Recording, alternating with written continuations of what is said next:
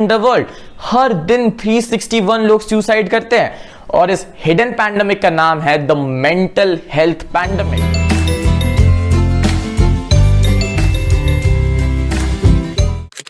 Covid pandemic के अलावा भी हम एक हिडन पैंडेमिक फेस कर रहे हैं और ये हिडन पैंडेमिक हमारी कंट्री में सालों से है और इसे सॉल्व करने की बजाय उल्टा हम इससे दूर भागे जा रहे हैं, इस प्रॉब्लम को अवॉइड कर रहे हैं। जैसा मैंने कहा है कि हर प्रॉब्लम को सॉल्व करने का फर्स्ट स्टेप होता है you have to admit it's a problem. आपने अक्सर सुना होगा कि इंडिया को youth capital of the world कहते हैं, लेकिन इसके साथ साथ इंडिया को suicide capital of the world भी कहते हैं। India is the most depressing country in the world. हर दिन 361 लोग सुसाइड करते हैं और इस हिडन पैंडेमिक का नाम है द मेंटल हेल्थ पैंडेमिक। 24/7 हम जिस चीज का यूज करते हैं, हम ना उसके लिए कोई रूटीन फॉलो करते हैं, ना कोई एक्सरसाइज करते हैं और ना ही कोई डाइट फॉलो करते हैं। और अगर किसी को मेंटल इलनेस हो जाए और वो डॉक्टर के पास चला जाए तो सोसाइटी वाले उसे पागल घोषित कर देते हैं। क्यों है ऐसा? आइए डिस्कस करते हैं इस हिडन पैंडेमिक के 3 सॉल्यूशन या फिर 3 homemade vaccine. Awareness, a simple question for you. हम 24/7 फिजिकल एक्टिविटी करते हैं या मेंटल एक्टिविटी करते हैं? अगर 8 घंटे की नींद हटा ले तो हमारा दिमाग कॉन्टिन्यूअसली चलता रहता है और अगर कोई चीज लगातार बिना किसी ब्रेक के चलेगी तो थोड़ी बहुत तो खराबी आएगी ना।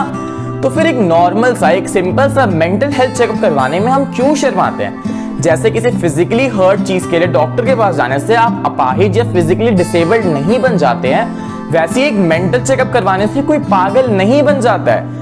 इंडिया में लोग मेंटल हेल्थ के लिए डॉक्टर की जगह बाबा, तांत्रिक, झाड़ फूक में भरोसा रखते हैं और यहाँ पे मेंटली इल पेशेंट को चेन यानी जंजीर से बांध दिया जाता है।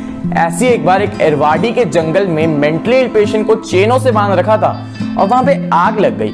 सब तो भाग गए लेकिन मेंटली इल पेशेंट वहीं पे रह गए and they all were dead. जब किसी के हाथ पैर टूटते हैं तब तो हम उन्हें बहुत प्यार से रखते हैं, सिंपैथी से रखते हैं, but when it comes to mental health हम उन्हें एनिमल्स की तरह ट्रीट करना शुरू कर देते हैं। डॉक्टर से दिखाने की जगह हम उन्हें बाबा, तांत्रिक ऐसी जगहों पर लेके जाते हैं जहां पर मेंटली इल पेशेंट का कितना एक्सप्लॉयटेशन होता है ये आप भी जानते हैं और मैं भी जानता हूं। सो ये थी वैक्सीन नंबर 1 कि हमें मेंटल इलनेस को बाकी बीमारियों जैसा ही ट्रीट करना चाहिए। इट्स अ नॉर्मल थिंग, उससे ज्यादा कुछ नहीं। हमें एक स्वच्छ मानसिकता अभियान स्टार्ट करना चाहिए। दूसरा, गुड मेंटल हैबिट्स। हम फिजिकल अपीयरेंस के पीछे इतना भागे चले जा रहे हैं कि जिसे देखो वो जिम ज्वाइन कर रहा है, वेट लिफ्ट कर रहा है, एब्स बना रहा है। अब तो एप शो करने वाला ट्रेंड भी आ चुका है, पर हम अपने दिमाग के लिए क्या कर रहे हैं? अगर आपको लगता है कि 5 साल तक सिर्फ बॉर्नवीटा पीने से या फिर बादाम खाने से आपका दिमाग शार्प और तेज रहेगा तो आप बिल्कुल गलत है। तो हम क्या कर सकते हैं? हमें अपनी बिजी लाइफ से 5 से 10 प्रीशियस मिनट निकाल के मेडिटेट करना स्टार्ट कर देना चाहिए।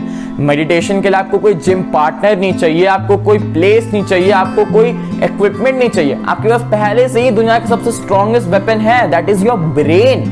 आप कहीं भी हो, कितनी भी इंपॉर्टेंट जगह हो, डजंट मैटर। आपको बस 5 से 10 मिनट एक कंफर्टेबल पोजीशन में बैठना है, अपनी आंखें बंद करनी है और कुछ ना सोचने की कोशिश करनी है। This is how simple meditation it. But again, जब आप करेंगे तो आपको ये जिम जैसी चीजों से भी टफ। जिम करने से बॉडी नहीं बनती है, आपको रिजल्ट के डाइट चाहिए। बाहर का खाना छोड़ना पड़ेगा, जंक फूड की जगह हेल्दी खाना खाना पड़ेगा।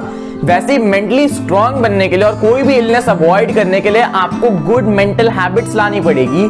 और बैड मेंटल हैबिट्स जैसे एक दूसरे से खुद को कंपेयर करना, दूसरों की सक्सेस से जलना, ओवरथिंक करना, खुद को डाउट करना, ऐसी चीजें छोड़नी पड़ेगी। और जहां तक कंपैरिजन की बात है, सोशल मीडिया की वजह से हम सब ने एक दूसरे को कंपेयर किया होगा।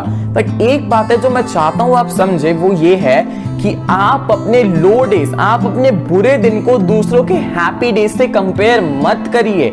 आप अपने बिहाइंड द सीन्स को दूसरों के हाईलाइट रील यानी उनके हैप्पी मोमेंट से कंपेयर करते हैं। सोशल मीडिया एक ऐसी जगह है जहां पर लोग खुशियां बांटते हैं, दे शेयर हैप्पीनेस।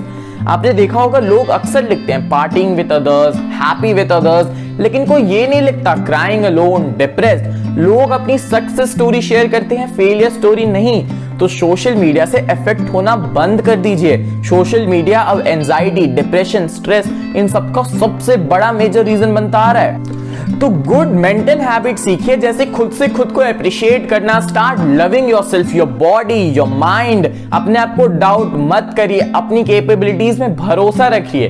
तो ये थी वैक्सीन नंबर 2 कि मेडिटेशन स्टार्ट कर दीजिए, गुड मेंटल हैबिट्स को प्रैक्टिस करना शुरू करिए और बैड मेंटल हैबिट्स को टाटा गुड बाय कर दीजिए। दूसरा, बचपन 50% mental illness by the age of 14 start हो जाती है, 75% mental illness by the age of 24 हो ही जाती है। तो उससे एक बात तो प्रूव होती है कि मेंटल इलनेस फैमिली प्रेशर या फिर वेडिंग या फिर जॉब का, इन सब का रीजन नहीं है। तो क्या रीजन है? एक स्टडी के हिसाब से 4 में से 1 इंडियन स्टूडेंट डिप्रेशन फेस करता ही करता है। 60% ऑफ इंडियन टीनेजर्स को किसी ना किसी तरह की मेंटल इलनेस है ही, चाहे वो डिप्रेशन हो, स्ट्रेस हो, एंजाइटी हो।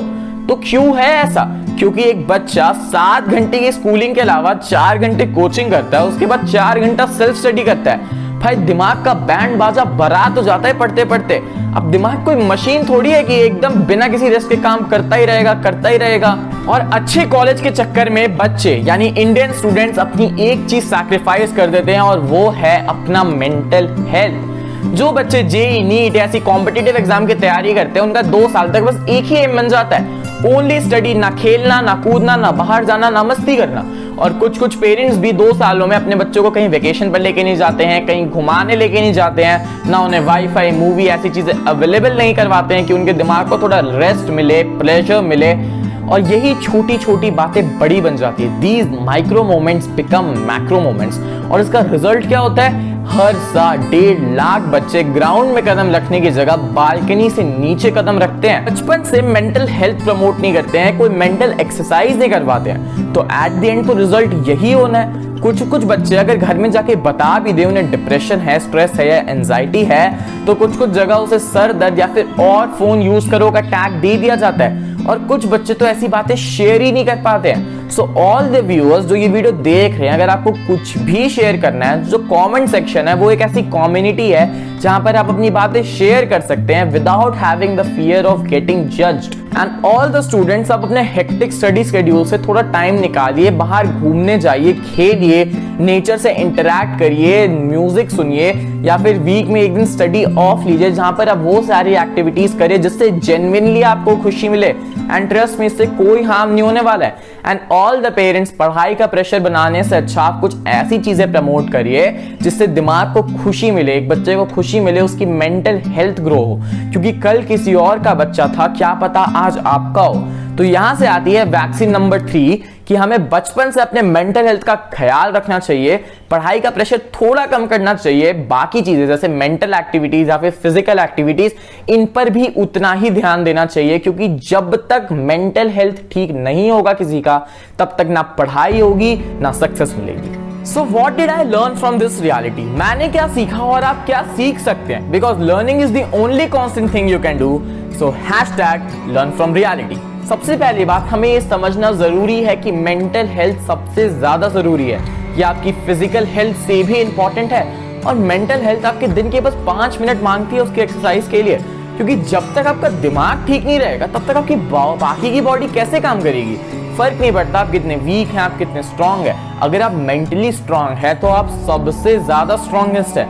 और ऑल द पेरेंट्स, आप अपने बच्चों से बार बार उनके मेंटल हेल्थ के बारे में पूछते रहिए। अगर आप उनमें कोई चेंज देखते हैं तो उनसे डायरेक्टली पूछिए कि क्या तुमको कोई सुसाइडल थॉट्स आ रहे हैं। और जितने भी दोस्त हैं, जितने भी फ्रेंड्स हैं, अगर आपका कोई दोस्त आपको आके बताता है ऐसी बातें, तो उसको सीरियसली लीजिए, मजाक में मत उड़ाइए। क्योंकि आपको नहीं पता कि ये प्रॉब्लम कितनी डीप है। हमें अपनी स्टीरियोटाइप थिंकिंग चेंज करनी पड़ेगी। हमें ये समझना पड़ेगा कि मेंटल इलनेस बाकी इलनेस जैसी ही है, ये नॉर्मल है, ये कोई अलग चीज नहीं है। इससे लोग पागल नहीं बन जाते हैं। जितना जल्दी मेंटल इलनेस का इलाज हो उतना अच्छा होता है। आप ये मत सोचिए कि कोई छोटी सी बीमारी है या महज एक सर दर्द है जो ठीक हो जाएगा। कुछ मेंटल इलनेस 10 से 12 साल लग जाते हैं उसे ठीक करने में। और प्लीज, अगर आपको मेंटल इलनेस है तो एक डॉक्टर के पास जाइए, एक साइकेट्रिस्ट के पास जाइए। कोई बाबा, तांत्रिक, ये झाड़ फूक ऐसी चीजों में भरोसा मत रखिए। इनसे कुछ नहीं होने वाला है, उल्टा आपका समय ही बर्बाद होगा और पेशेंट की हालत और भी खराब हो जाएगी। अब मैं ये नहीं बोल रहा हूँ कि भगवान में आप भरोसा मत रखिए, अंधश्रद्धा मत रखिए, श्रद्धा कायम रहनी चाहिए, दुआ भी और दवाई भी।